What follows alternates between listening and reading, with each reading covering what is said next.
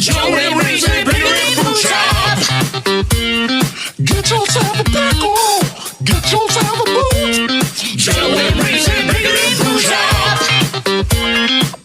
Pickle time is happening. Ooh. Oh, he hit me with so many rights, I was begging for a left. That's right. There we go. What's up, kid? All right. Hey, we usually just jump right into this because we want to capture every piece of garbage that any of us talk about, and we like the spontaneity of it. So, ladies and gents, we are here with El Roberto from Rob. What's your is your last name Orr? Or. So O-R-R. You came in with the Spanish-sounding names. I'm represent Roberto. You've never gone with Bobby Orr? A lot of old people when they hear my name, I say, my name is Rob, and they go, you mean Bob? And I'm like, no, it's They're Rob. like, Bobby, like, there's only one Bobby Orr. That's right. Bobby Orr. Joe, I think he just called you an older person. I think he did. Yeah. That's right. I'm shaming you. I'm age shaming you. Hey, that's okay. That's okay. You're used to it. So, Rob, ladies and gents, Rob was the bass player. Is the bass player? Is the Spivies still? Are the Spivies still going? Well, we are a part of the general world of, but no, we haven't played since 2000, I think. So it's been a while. That's pretty good. Same with us. Pretty much same with us. No, Joe, you guys played at Furnace Fest last year. Yeah, I think between 2000. Yeah, I think between 2000 and 2024, I think we've played Furnace Fest once. So we have one more show under our belt than the Spivies. Well, that's saying something. No, ladies and gents, I want to explain something to you. So I'm getting kind of ahead in my notes, but I want to kind of set the picture. Reese, I want to paint this picture for you. It's Joe. Paint it like the insiders. Like you painted the bathroom at Denny's. Do tell. As I painted the bathroom here prior to jumping in, I had to actually jump in the shower when wiping just wasn't doing. It was like if you took a paper towel to the ocean. It's a beautiful picture. Thank you. Yeah. Oh, we can paint plenty of those. So you guys, just to let you know, so the insiders, we're these Midwest kids, Midwest values, Midwest, neighbors. You say hi to your neighbors. All of a sudden, we find ourselves in Southern California, recording an album. We found that nobody in Southern California would talk to us. We would be at our condo and we'd say hi to our neighbors, and they would look at us like, "Are you talking to me? Like, what?" They thought we had mental illness. They would talk to you, man. No, but everybody else they would. And then we would meet these other bands at shows and stuff like that, and we'd play the shows and we'd talk to people at the shows, and then that was it. And then we come across these Spivies. Yeah. Oh boy. And these fellas, and Rob, I'm gonna get corny sentimental with you. We met you. You guys were the first band that we met in Southern California that we were like, wow, these guys are nice to us. You guys invited us out. I tell everybody, to this day, there's two things that I remember as being amazing with the insiders. The first one was one day I got to wake up in Virginia Beach and watch the sun come up over the Atlantic. I flew to California and watched the sun set over the Pacific. Oh, wow. That's cool. That's fun. Yeah. The second coolest thing in my career was I got to see That Thing You Do opening day with these Spivies. That's right. That was fun. That's right. Where was that? It was great. It was great. No. I think it was us and then guys from Javelina Rail. Wow. Yeah. Matt. If I remember right. Yeah. There was fun. 20 of us that went and saw that show. But you guys invited us, and we were like, "Oh heck yeah, we're going with the Spivies. Let's go. To see That Thing You Do." The Midwestern kindness was wearing off on us, I think, man. Yeah, and I'm glad we found somebody, and it came in like nerdy science teacher looking fellas. Yeah, and we were like, you know what? We had that going. We had that going on, definitely. Yeah, you guys were fun. We liked you guys. You guys were one of the only bands that talked to us too. So, I mean, it was kind of a unique thing because people didn't know what to do with us. What about Five Iron? Did Five Iron talk to you? Awesome too. You guys are awesome, of course. Rob, we can be honest at this show. Who's your favorite? Okay. If Five Iron big timed you, you can say it. You can say it. We interacted with you guys on different phases of that early part of the career, but yeah, I think we hung out with you guys in Denver a little bit. I think you guys took us to a Chipotle before Chipotle was a thing. Oh yeah, to the original. Yeah, the OG one. We went there. But yeah, we were in earlier stages and then later stages and stuff like that. But shoot, man, you guys know the importance of having friends, bands that are friends that you can always kind of catch up with and you reconnect at different stages of the tour, different stages of stuff. But it was so nice. You guys are all homies. You guys are definite homies. Man, we were like, even now. We haven't talked in, other than maybe the occasional thing on Facebook or Instagram, we haven't talked in forever. And it's like sitting down. It's like it's 1998 all over again. That's right. Oh boy, can we bring that back, please? Yeah, I'd love to. Now, speaking Rob, explain to our listeners. Yeah. No, go on. Speaking of 1998. Speaking of 1998, Reese, I just saw you guys at the observatory. You were at that show? I was. You should have said something like hi. Well, I was saying stuff, but you couldn't hear me from stage. When you were throwing out tortillas, I was watching the tortilla action. I was celebrating Mexican American Heritage Month along with you. Mexican American band member Heritage Awareness That's Month. Right. And you were, speaking of 98, your moves, you were acrobatic in ways that I didn't expect you to be. My gosh. I was impressed. Well, thanks. My back was going out watching you, and I was like, if I could be useful yet again, man, that would it was nice. It was glorious. Yeah, but fast forward to 2024, and he has cracked vertebrae because of all those acrobatics. That's just he true. never knew he had. Yeah. He broke his back at some point on tour and didn't know it. I think, man. Yeah. Not recently. Like I went to a chiropractor and the guy pulls up the x-rays and he just goes, "You are one tough bastard." And I was like, right. I know. Why do you think so, sir? He goes, "You broke your back and you just kept going. Did you know this?" Jeez. I couldn't do it. No way. As you have full incontinence, you're like, yeah, I think I did realize I did that. It was the time. Was it the time I went to the hospital for crap and blood?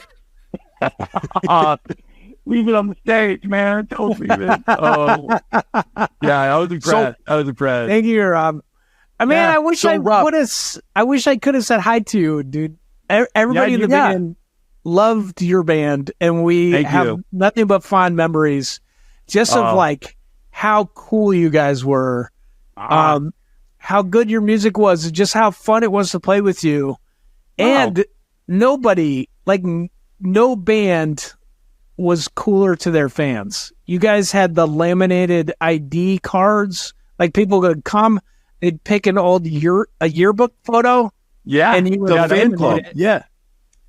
And they could Spivies fan club. The Planet Patrol. I still have my card and I was looking for it, but I was number 3, so that was dibs being in a band. You get to be number 3, but that was fun. We just try to have anything to for our 14 fans that showed up every once in a while. Oh, it was so cool. We would have like a little treasure chest, like how you had it like the dentist's office back in the day, and you showed your card, you got a little treasure chest, a little treasure thing, and it was fun. It was super fun. But yeah, you had like the little plastic guns that shot sparks. Yeah, the little spark guns. Yes. And the nerd glasses and stuff. And nerd glasses.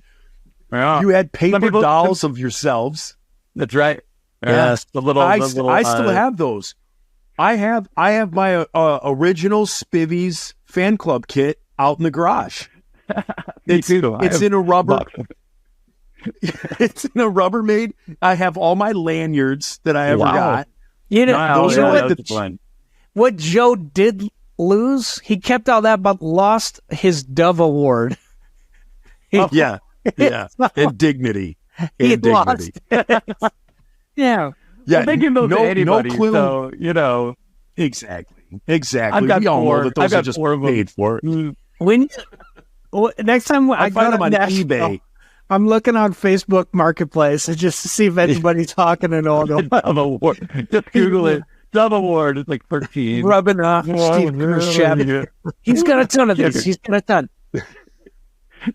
So, Rob, I want you to paint the picture for our listeners if they were never able to experience the Spivies. I want you to kind of walk us through how it started, how you got in the band, how it started, how you guys kind of started doing shows.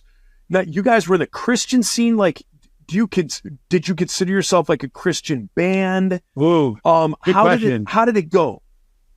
Oh, okay. I'll start off with, we all were at Point Loma Nazarene College in San Diego, which is a Christian college. And we all were friends for the most part. I knew Clark, the lead singer, really well. He was my roommate for a long time. He knew Ivan. Clark and Ivan were really kind of the artsy kids and artsy cool kids, the literature kids, kind of hang out together in dark corners, and they're just generally awkward. At the Nazarene College. It's right, exactly. So like they're the weirdos if they're like in a Nazarene College, you know. But we were all in kind of music, and we I don't know, it happened on a moonlit night. It was just kind of an organic thing, and Clark and I did like kind of punk bands. We did stuff, and then we were in between things. We did like a little 3-piece, like a coffee house band. Remember when like coffee houses were a big thing before, like Starbucks? Yeah. We're like, ooh, you get a coffee house, and it's kind of neat. So there was a little thing in San Diego there. Have couches. Remember the first time someone was like, you get a coffee, you sit on a couch. Like, you don't sit at a booth. You sit at a couch. And they gave me this massive coffee. Like, I Married an Axe Murderer, the big massive coffee where it's like, hello, I heard it's a large. I heard it's a large. But yeah, we were in that kind of scene where it was just kind of naturally kind of weird, and we all liked like a lot of indie rock, and like we liked kind of surf music, and we liked kind of the 50s vibe, the early Beatles stuff, and we started. It was mostly Clark and Ivan were the big guys, and then I think I got mad at Clark because I didn't get invited, like, you know, and I'm like, I thought I was your friend.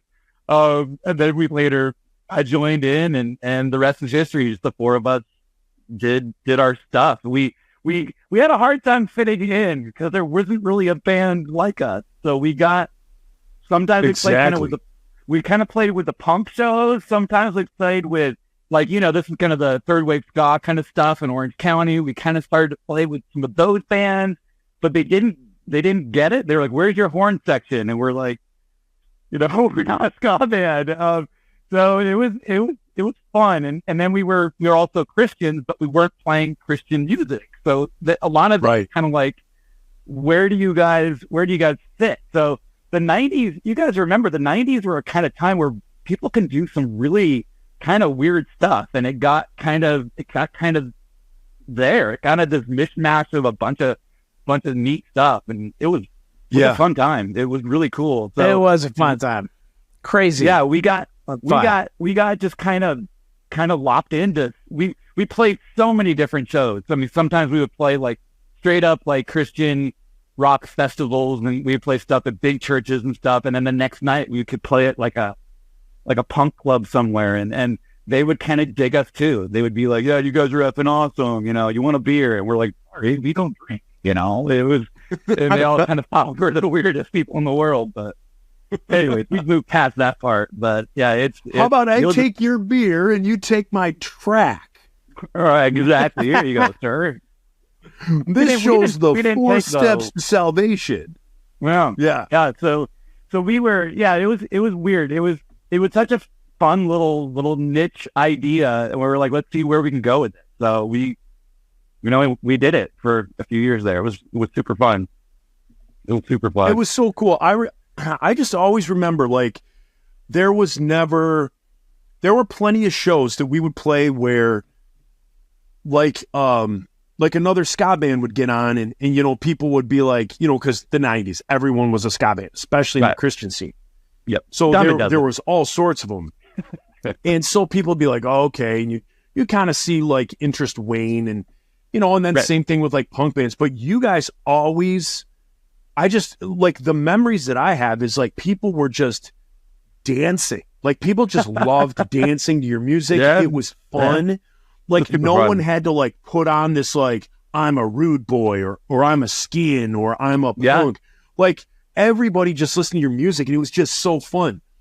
I like went back like knowing that we were gonna have this. I was like going back like listening to your stuff and like Johnny Come Lately. Just all that stuff. I remember the, you know, Stop, Drop, and Roll. Like what's funny is fast forward to 2024. And I was doing I know this takes it from a fun level down a notch, but bear with me. I was doing a training for active shooters in school. And and so for one of them, I played, for one of my presentations, a portion of it, I played Stop, Drop, and Roll. Because as part of my presentation, I was like, back in 1956, you know, we had to introduce to schools fire safety, and that was very scary. And so now in the 2020s, we have to teach kids how to protect themselves from this other danger. And, you know, I was like, there's even little jingles. I mean, think about it. You're talking about being engulfed in flames, but we all sing little jingles and then that song plays. Not a fun and then that song plays. So I always loved it. Always loved the music. It was fantastic. Thanks, man. Yeah, where's my royalties for that, by the way? Hey. Yeah, heck, man. I need my 32 cents, please. Thank you. Oh, wait, did I say that I played your... No. Oh, you know what? I remember. It's on recording. Been recorded. Yeah. It's... Yeah. Hey, I want to know, Rob. Believe me, yeah. What were the various mispronunciations? I say as I mispronounce that of the Spivies. Pronunciation? We had it was the with two E's. Yeah, the Spivies. Yeah, it was kind of because we like this British band, like they're called the Head Coats, and the Head Coachees, kind of an British indie, the Billy Childish band.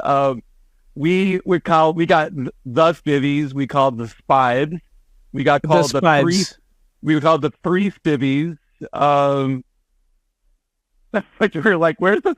There's no three. It's the Spivies. There's no R in that. I know, three Spivies. Yeah. What about Spivies? Spivies. We got the Spivies. I think you guys. I think the insiders called us the Spivies sometimes, but we do Western Spivies. Yeah, we heard it all. So, but yeah, it was fun. We always as you guys got bigger. Did you guys tour? Because the reason I ask you that is because I remembered that even while our friendship was blossoming in Southern California in the late 90s, I thought you guys were like teachers. Oh yeah.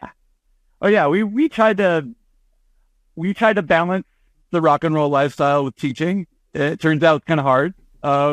Yeah. I mean, of the band as of now, two of us out of the four are teachers. So we were going to do that, but I was actually a substitute teacher, like as much as possible. Back in the day, yeah, I would sub, which is a great gig because you could say, hey, I'm going to take off all of January and February, and I'm going to go, play shows, and then I was able to, do that. But yeah, out of the band, both Clark and I are full-time teachers. So it's a career where you do get some time off, but especially in the heyday, what was it, 90, 96, 97, 98, we were doing that. We were doing the music thing. So yeah. And then it comes in it, then it goes. So you are a teacher currently? I am. What do you teach? I teach U.S. history, I teach economics, and I teach AP U.S. history. The economics is what's throwing me. Yeah. Oh my gosh, no. Everything Reese It's is throwing against. me off. Why do you teach economics, macro or micro? Well, I think a little bit of both. I think the high school level, stuff. Okay, and Teaches it's guns and butter. Guns and Guns butter, and butter. is what he teaches. That's right. A little cold, or what was that? Little Great Society action. Can't have both. Yeah. I definitely I like teaching it, and so I bring a little bit of the band with me. I always talk about my life on the road and running out of merch, halfway through the gig or through the show, and having to scrape by and do what we could. So fun. Fun. I like it. Go to Kmart and buy a bunch of white T-shirts and then spray paint your own. Make them your own. Yeah. Yep. You ever do that? Yeah. That's how you do it. We did a thing where one of our T-shirts, we let people color the T-shirts themselves. Yeah. So we had Yes, like a blank I thing, and then remember that. you remember those? So we would Yeah. run out of the pens all the time. So we would have to go running around to the art supply stores and get all that kind of stuff. And yeah, we used to do that. That was fun. Color your I do own. remember that. Is it okay if every once in a while I text you for ideas? Oh, sure. How do Seriously. I seem normal and interact with our fans? Oh, you want to get the slang, the new lingo? Man, I can't help you with that. Teach the high school kids. Yeah, you must be up on the lingo. Yeah. That's one thing. That's one thing that I feel like kids, you can't try to join their slang. No. Like you have to talk the speak that you grew up with. So if stuff is cool, if you say dude, if that's rad, you have to just keep on keeping on. If you're I've had my students, say less. Say less. Right, say less. Oh, no cap, dog. Yeah, I say, if you start saying all that, your credibility goes out the window. Right. They don't care. They know I'm joking around. They know I don't. I'm like, whatever. I don't care. But yeah, it's fun. It's fun. Oh yeah. Now, in California, I tried to be cool.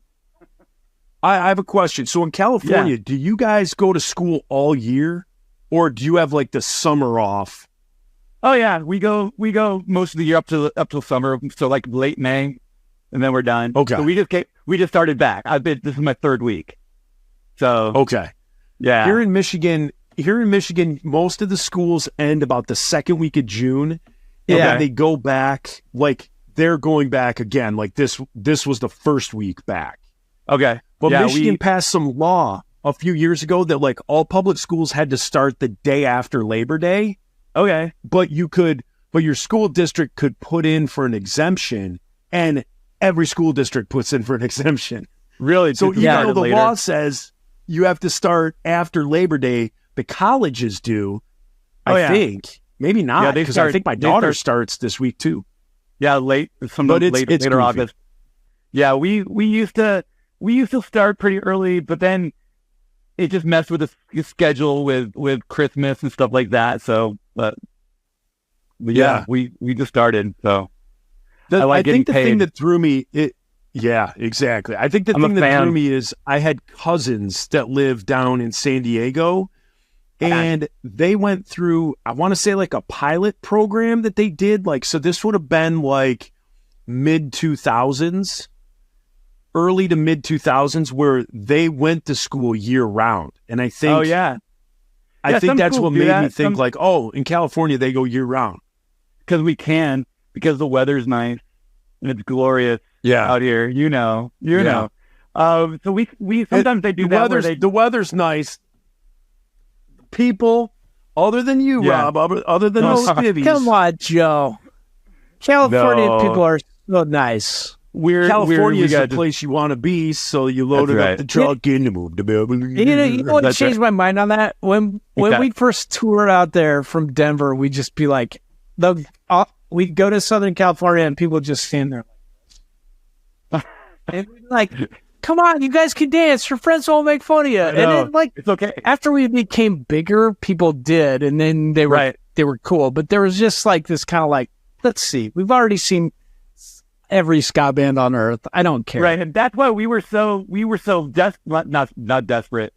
We kind of were, but we were so excited to actually start touring because of that very thing. We would play a show in Southern California, and everybody'd be like, I've seen this, and then we noticed that people actually like got into it. Once you hit like Arizona, they were actually happy to see a live show because maybe people didn't go through their town very often, you know, and we were just kind of digging the vibe. We're definitely enjoying the feeling. So once we got to like Phoenix is Phoenix, like, you go ahead and they suck, but like, you know, they're like all the pretension of like Southern California with no reason to be. Yeah, they're just like, you live in the asshole of the United States. Like, you have no reason to be proud of this. You have no reason to be this mean either. Oh, I guess they do because it's so hot and stupid there. But yeah, we avoided that. We were stoked if we can get to like New Mexico and not everybody be sick in the van, and it was always an adventure. But I those are times I loved it, man. You guys know being on tour was so fun. It was so fun until it wasn't, but it was fun. That's exactly it. That's what I always talk about. Like when you're a kid, when you're 18 and you go on your first tour across the country, it's eye-opening. You meet all these amazing people, so much fun. Yeah. And then the next tour you do, you meet those people and you go back and you're like, oh, this person's back. Oh my gosh, I've seen you again and all that. Yep. And then like the third time you're like, eh. And then like the fourth time you're like, I just want to be home. Yeah. I really like my bathroom. Yeah. And then it just gets to the point where you're like, this sucks. Yeah. Like being on a tour bus for 18 hours a day sucks. Yeah. And it's just... Yeah, that's why we can only do it in the UK. It does suck. It's really hard. But then there's like the whole like 27 hours of waiting and then like the 2 hours of a lot of fun. And then we're going to wait again, you know, and we're going to keep moving. It's so when awful. I tell people I've been on tour, I go, I've been to pretty much every state. I don't remember much about them. I know I remember them from the back seat of the van where I could kind of see it passing by. But, you know, you guys remember you barely saw places in the daytime. Yeah. You know, if you actually saw stuff during the day. What I remember a lot is that after we did like a sound check or something, then we kind of scattered. Some people went to go sleep. Some people went to go do stuff. And me and the drummer, Chris, would always try to find like maybe a record store, or we would try to find, you know, maybe a good place to eat or something like that. That was really cool about every town and every kind of place having their different vibe or their different thing. I missed that part, but it also that I didn't have to pay for everything while I was on the tour. So when the band would pay for stuff, I'm like, yes, you know, it's not this. You'd think you can go back to these places with your kids and it would be like, yeah, this is going to be just as cool. Nope. But it's not. Like, all you don't get any of the free stuff. Like, nobody else is booking your hotel for you. Yeah. You know, it's just like, nobody from the church is making food. Right. You're just like... They're not rolling out the welcome wagon for you. You're like, I've arrived. Hey kids, have you ever had Whataburger? You should try it. And they're just like, I hate you, Dad. Yeah. I took them to a Waffle House once. Like, this is Waffle House. We love this place. And they're like, I hate you. They're like, can I get a salad? That's right. That's how we do it in California. I know. Or like White Castle. We're in White Castle. We were saying, oh, it's like chicken rings. And my kids are like, "You're Dad. What is this, Dad? What am I eating right now?" Yeah. Same. But, I love it. Do they have anything with avocado on it? Exactly. Can I get Sprouts, please? Yeah. Can I get Sprouts on my White Castle cheeseburger? Is this locally sourced? Exactly what my kids want on their cheeseburger. So a pile of Sprouts, Rob, please. we always ask our guests, when you were out on tour, so you've gone through so many of the states in our great country. Love it. Do you have any good stories where the tummy got rumbling and then the next thing you know, Clark's got his butt, or you got your butt hanging out the window, or our podcast always devolves into evacuation bathroom stories. Love it. Yeah. I can remember exactly where I was when I had the damage done. We were in St. Louis, Missouri. All right, St. Louis, Missouri. Always. After a show, we went out somewhere, and they were giving us, I was so thirsty. I was drinking so much water. I wasn't even thinking about it. The waitress kept on bringing water. And I was just like, I'm so thirsty. And then we had to get in the van, or we had to get in the RV because we had to be somewhere the next day. And we thought we were being smart because we had our bathroom in the RV. And we were thinking, we don't need the bathroom. We need more space for storage for the merch and for the stuff. So we took out the bathroom of our RV. So we had no bathroom in the RV because it was full of boxes for merch and boxes for t-shirts and stuff like that. Anyway, so we were driving, and all of a sudden I was like, I have to pee. I have to pee right now. I'm going to literally die. And the guys were like, no, we can't stop. We're not going to stop. We're on the way to points beyond. So they pulled over. I was like crying. I was like desperately in pain. And they pulled over in probably one of the sketchiest places of, I don't know, in St. Louis somewhere. And we pulled over to this Chinese, it said Chinese place. And you guys ever seen like those movies where like you get out of the car, literally everybody turns their head as soon as you enter the restaurant? I walk in and I'm like, hi. I'm like, I'm going to pee right here on the floor. And the lady said, bathroom for customers only. And I was like, oh my gosh. I looked at the menu and I was like faking like I was going to order something. You know, what's your orange chicken like? Do you have any sprouts? And she's like, are you going to order or not? I said, can I go to the bathroom real quick before I order? And she's like, okay. And she handed me the key on the chain. She handed me the key. I go to the bathroom, and they could probably hear me a mile away where I'm going, oh, thank you, Jesus. Thank you, Lord, like that. And I was in there for 20 minutes, I think, and I get out, and she's like, you going to order? I'm like, no, I think I'm good. And I leave the key, and I run out. And I can hear her screaming at me, you didn't order anything! So I got back in the car. Bamboozled the Chinese. I know. They probably put my picture on the thing and say, don't order from this guy. You know, don't take it to order. So you guys didn't do the pee and Gatorade bottles? We had I think we did a Pringles can where we had to pee the tortilla chip bag. We jumped out the tortilla chip and we did that. Gosh. And hanging out the window. Hardcore. I never did that personally. I was always like, no. You see the bag just like flying out the window. But yeah, mine was the oh gosh. And you know the pain where you're in the van and you're just like, I made bad choices. You're in the van, you gotta pee, you're in the van, but you've been like in this sitting position that when the doors open and you go to stand up straight, you feel like your entire abdomen is just being ripped. Like you're like, why'd you choose this life? Why'd you choose this life? Yeah. Oh man, it's awful. Or just eating random like truck stop food, like eat that or eat that pickle in the jar. Please don't stay away. Yeah, but look who you're talking to. Yeah, Reese ate all that garbage. Mr. Iron Stomach.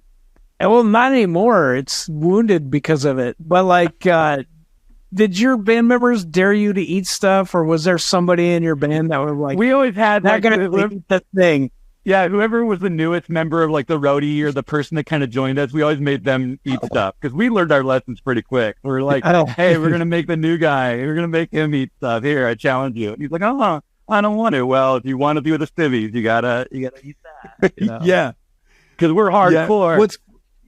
What's funny is because you saw your stage show and you're like, these are the nicest guys ever. Right. And then in backstage, you're like, you better eat this, you piece of garbage. We're gonna drop you off in the desert. You're not going to make it in California. Exactly.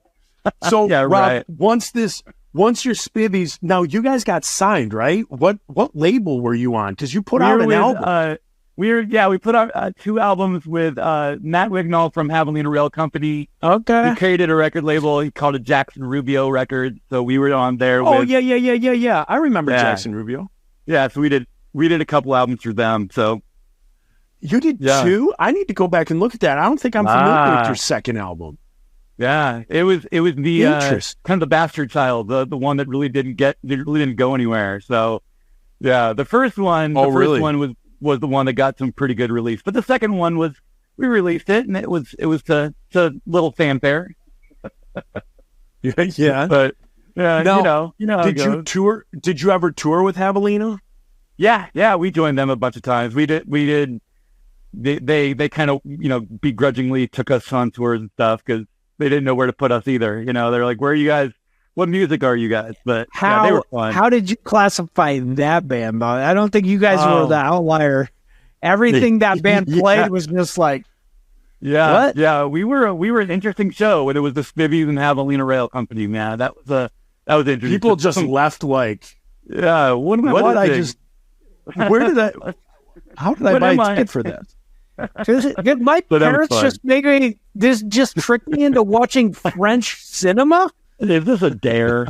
Yeah, really a band. They were fun. No, when did you know it was over? When did you know? All right, guys, we're pulling the cord. I'm getting a real teaching job. I'm going full time at San Dimas High.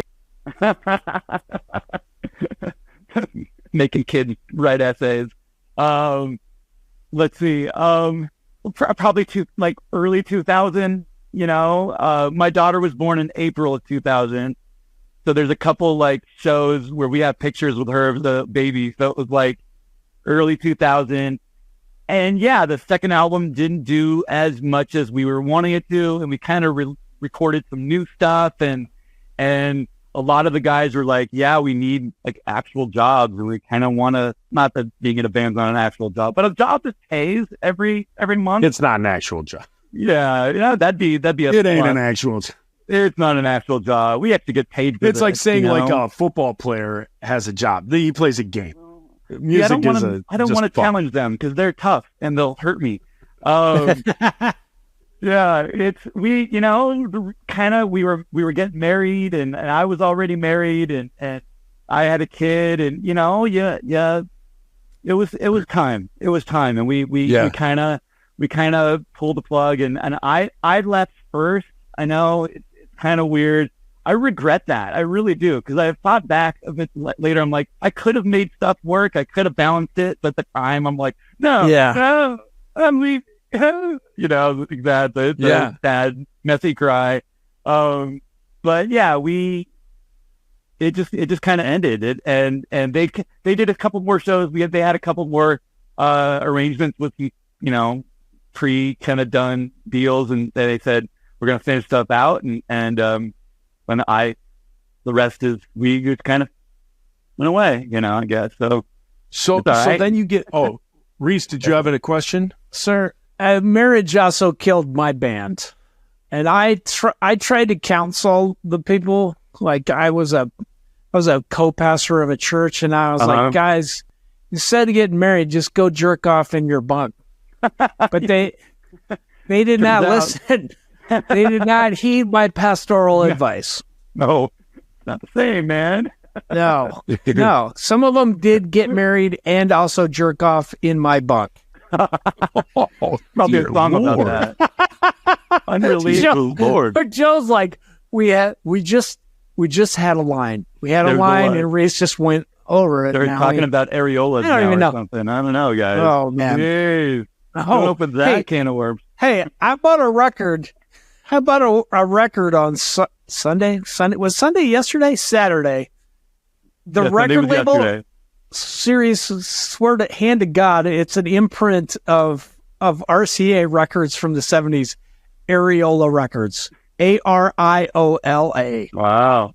And their symbol is a giant circle. I was like, can you hide it? Can you at least just make it a square? No, they're just like, look, man. Universal, bro. We've all seen them. Everybody loves movies. Hey, not that new under the sun. So it ends. You guys are like, all right, we're calling it quits to this. And then how does the process for you getting your teaching job? So this would have been 2000. So you know what? You're in your 24th year of teaching. Yeah. So did you? Because we have a lot of teachers. We have a lot of teachers that listen to this podcast, and so you were subbing. Did you just get in with the same school system where you were subbing, or did you know this place pays their teachers more? Or I was, while I was doing the Spivies, I was also kind of working towards my teaching credential, and I once it kind of ended, it kind of put me into overdrive on looking for a teaching like a job and doing all that. So I was in one school district for a while. There's a bunch of school districts in the area. I think I applied to 15 of them. And I got called back to like 4, and I got a job opportunity from 1. So it's like, okay, you gotta shoot your shot. But yeah, I've been at my current job for 20 years. So at this school. So love it, man. Well, it's great. So you do love it. What are the changes you've seen? What are the changes you've seen, like good and bad? Because I want to let you in on a little something. So I have my normal 9 to 5 or 7 to 7 gig. Right. And my plan is to go another 10 years. Yeah. And then I substitute teach on my days off. Oh, nice. So my plan is to go another 10 years. So that would put me at 57 years old. Wow. And then just get a teaching job at like a private school. There you go. I've had to deal with the public school way too much. Don't want to do public. Yeah. So between my pension and working at a private school, I think I'd be able to make ends meet pretty well. Yeah. So for you, what changes have you seen in teaching from when you started to now? What's the thought process of the kids? Well, these kids these days, you can't fool them. Yeah. Like you used to be able to. No, the kids are they're still kind of the same. There's sometimes I get the ones that are actually like kind of innocent. A lot of kids have a little bit, but actually a lot less innocence. You kind of go, oh man, that they're not kids. But it's a bummer because they're high schoolers and they've already, unfortunately, with the social media and with the internet, with stuff that they have access to, they've seen stuff already and so see some areolas. Yeah, they have, and it's something that there's sometimes I get kids that are like genuinely kind of curious, and they're like, "Oh, tell me about the world." A lot of kids I see are kind of like, "Yeah, I know. I think I know everything," and you guys know being elderly like we are. We kind of go, yeah, I don't know anything. You weren't alive in the 90s. You didn't experience it. But now, of course, when I say stuff like when I was born in the 70s, they literally kind of go, that was so long ago. And I go, shut up. No, it wasn't. I go, but like just time. I don't know. I'm getting more and more old. But now the stuff that you kind of see things kind of come back around, that they're kind of now, like stuff like the 90s are kind of cool now, but we wanted to kind of like forget about elements of that. But yeah, they're cool. Genuinely, I think the kids are they're great kids. I love them, and and I don't know. I think we have a lot to learn from each other, but I think they have a cool perspective. They kind of see that a lot of older generations kind of freaked out about a lot of stuff a little bit too much, and I think the current generation is kind of like, no, we're going to sit back and we're going to kind of figure it out. Some of them, they already know and they're kind of intense, but I think the current generation is a little bit more, I don't know. They've been through stuff too. COVID was psycho and they've kind of seen things. So some of them are kind of like, they don't want to engage with the world. So I don't know. Interesting, but mostly they're pretty cool. I think because you teach American history, you have like a good perspective of that. You're like, thank you. People used to suck, and these kids are good. Yeah. They have something to learn too. But I think I don't know. I think, especially teaching U.S. history, I kind of go, you know what? We made some mistakes in the past. Oh boy. Yeah. But I said, we're working on it and we're getting better. I think, but we just need to listen to each other. Every once in a while, I kind of say to him, I was like, I get started and I go, can I get an amen? Sometimes some kids get me, amen. And I go, I didn't hear you guys. Can I get an amen? And they don't know what they're doing. What? They're like, does this mean we're saved now? Yeah. It's like, we're saved now. Thank you, Jesus. Yes. This is the answer. Well, Rob, we are pushing 45 minutes here. I don't want to take any more of your time. All right. We want to thank you for going all day, for being on the podcast, man. You're welcome. And we need to do it. We always tell everybody we need to do it again, because then what happens is we'll listen to it and I'll say, I should have asked him this. I should have asked him this. I should have asked him this. So we'll keep this communication open Definitely. more than ever now. Now that we've touched base again. But man, thank you so much for being on here. Is there anything you want to tell us about the Spivies that we didn't get to? And any last thing that you're like, if I'm on here tonight, I gotta say this, or you just want to tell us off, and you're like, all the nice stories you said about how the insiders loved us, we hated them. Screw you guys. Never liked your album anyways. You're like, oh, is my mic on? My mic's on. We do actually have some music coming out. We found some stuff from like unreleased in the vault. No way. You know, we kind of found some music that we were working on, and we are going to release it this year. So that's right. Seriously, that's awesome. Yeah, three tracks of unreleased stuff, and we're gonna do it because turns out it's like really easy to release stuff now compared to in the 90s when you had to quarter. Yeah, it's like you could just upload stuff. So we're you pay like one fee. It's like $50, and then it goes everywhere. I know. I'm gonna make it so you guys. I'm gonna make it so you guys have to play a show in Denver with 5-Iron. Let's go. That's gonna be my goal, is to get the Spivies to do a reunion show. We go to Chipotle. Furnace Fest. We can go to the OG Chipotle. Or in Denver. Let's go. That would be awesome. So we got some music. We got some stuff coming out. We've digitized. You guys will know this when like you do the recordings back in the day, and it was on. It was on an old reel-to-reel, or it was on an old audio tape kind of stuff. Or we did stuff to like that and like old formats, and we found like we thought we lost these, and we thought it got re-recorded over, and now they have the technology to kind of like resurrect a lot of that stuff. So we were able to digitize some of the stuff we only had on vinyl. Some of the stuff we only had like a cassette tape of it. Like we would have like an actual cassette tape of a live show. And now we have all the stuff to digitize that and make it be like doable. So we're gonna release, because we can. It's so easy on Spotify and digital stuff. We're gonna release, live shows and unreleased tracks and some demos and stuff like that. But the fun stuff is gonna be the free unreleased. I think we're gonna do a vinyl record. We're gonna have it like where you can get a vinyl, and because the kids like vinyl these days. You guys know that? Yeah, they do. Yeah, it's coming back. It's coming back. So are cassette tapes. Man. Yeah, cassette tapes. Well, we have a few of those. One last question. Do you still stay in contact with all the fellas? Yeah. We were actually talking the other day. Clark and I have been in a band together for a while. We did a surf band. He plays drums in it. Actually, that's rad. And I still play bass because I don't know any other instruments. But he is a multi-instrumentalist. So he plays drums in that one, and the other guys, Ivan is in Oregon, Chris is in Long Beach. I've seen him a few times. We've gone surfing sometimes, but yeah, we still keep in contact. So, man, that's awesome.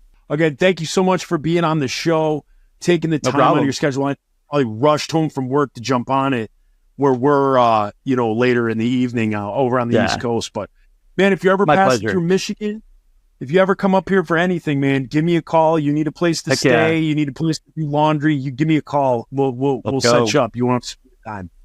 Love it. And no one comes to where I live, but if you do, in the Shenandoah Valley. I live in the Shenandoah Valley in Virginia. Really? That's awesome. Yeah. How long have you lived there? 13 years. Okay. 13 years too many. Wow. No. It's fine. I don't know if I've ever been in the Shenandoah Valley. It's beautiful, though. Right. It's like 2 hours from D.C., so you want to come see D.C., it's way more expensive in gas than it is to get a hotel. Oh. So, but you're welcome. Come hang out with me. I'm sorry I didn't say hi to you guys at the show at the observatory. That was a fun show, man. Yeah, it was kind of crazy afterwards. Yeah, it was. You guys had throngs of fans. And lots of tortillas to get through. That's right. The bands were great. Good job on choosing the bands too. I loved them. They're your openers. No, I like them. Thanks, Rob. I did screw you over. Last band was not that great, but the other two, the first two, last band not so good. Not so much. Rob, I screwed you over because you told me that you were going to the show, and I would have told Reese that you were going to the show, but I didn't get the message till after the show. Okay. Because somebody had to go on vacation. Yeah, so Reese, I did kind of screw that up. Boo. So basically, screw that up. we could have gone to In and Out together, but Joe messed it up. Joe. Yeah. Video Joe. Come on, man. So when are you guys going to be back in California? Anytime soon? Usually we try and do it like once a year. Okay. So next year. Nice. Yeah. I'll be there. It's easy for the Denver guys. For me, it's like, oh, cool. I get to not sleep for 26 hours.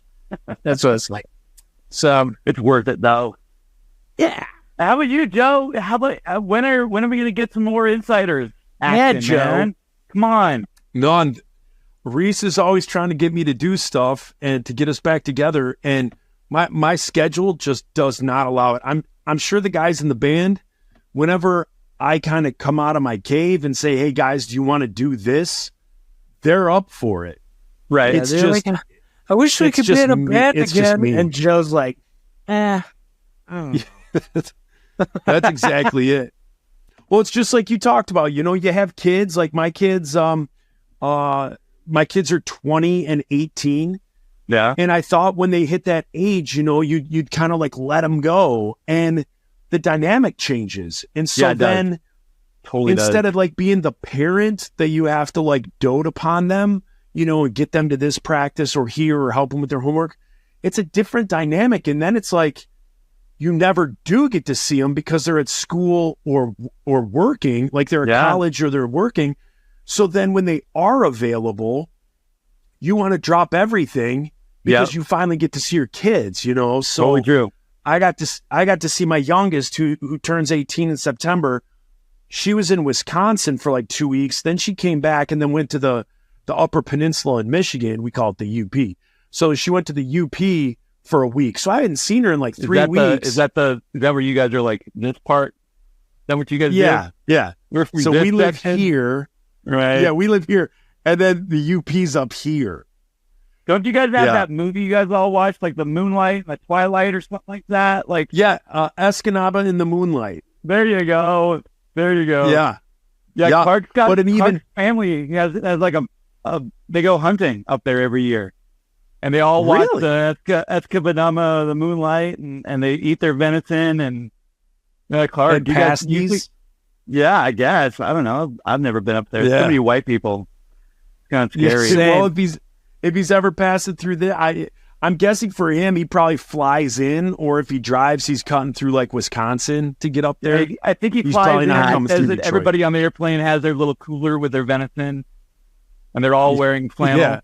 So. Yeah, probably. But yeah, so I don't get out and do it. It's just just that time with my kids, my free time. My job is pretty intense, so when I'm off, I'm off. I want to relax, and I got that. Yeah, Joe, go ahead. Well, I just think like his entire playlist is Cats in the Cradle by Cat Stevens, and that kind of messes with your head. When you go to home, Dad, I don't know when we'll be together. It gets in your head. Yeah, he's just like, that's me. Yeah, but you know what? I do take offense. You called him Cat Stevens. It's like Yusuf Sharif. Yusuf Islam. Yusuf Islam. Yeah. No, so respect the religion. Respect the religion, Reese. When he was a Christian recording artist like ourselves, he was called Cat Stevens. Did you guys ever? All right. Okay, go ahead. No, go ahead. I was gonna say, did you guys ever have a band like not only we were Christians, but like not as like overtly Christian as other bands? Did you guys ever feel bad playing Christian shows where sometimes they paid you so much money to play like the Christian gigs, and sometimes we felt bad about that. We were like, no. I mean, I know it's don't feel bad about that. I know, but just this is what you need to do. Wash your hands. Yeah, I know. Like we would play some it's shows not bad. Like I don't know. We did those so we could survive the rest of the tour. We would kind of like exactly try to play one of the church gigs where they paid us like $800 back in the day, and you're like, who's paying this much money? And then I don't know. Sometimes Jesus. Back in the day, Rob, the Lord. Thank you, Lord. Jesus was paying you. That's right. Play other shit. I know. Don't feel guilty about that. Rob, Rob, money isn't real. It's made up. You know this in economics. Fiat money created by individuals as a means of exchange. I know. That's right. And if you believe in the Lord, it's definitely not real. He can take it and give it away, and he gave it to you, and you should just be thankful. That's right. Be thankful. You would like food they gave us. None of those kids were like, damn it, they didn't ask me to pray the sinner's prayer. Right. I thought there was some kids on Proverbs 35.